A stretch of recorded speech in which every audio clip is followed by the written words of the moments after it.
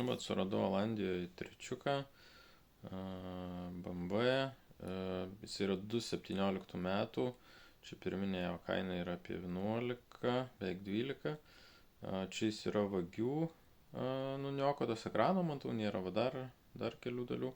Kas yra pliusai, tai yra jo rida 212 berods kilometrų, salonas visai nieko, mačiau, ten 3 mygtukai yra, šiaip visai tvarkingas, preliminariai, išskyrus langą nėra išdaužtas. Ir koks yra dalykas, galima olandiškų automobilių daug iš tikrųjų pasitikrinti, tiek ridą, tiek savininkus. Šitas turi 3 savininkus. Ir jeigu tu nori pats nusipirkti automobilį iš Olandijos, tai aš turiu kursus, kaip tai padaryti, olanduauto.lt, užeik ir pasižiūrėk, parodysiu, kaip tu gali tą automobilį pats išsirinkti, surasti, pasitikrinti, net ir parsivežti. Tikrai daug dalykų papasakoju.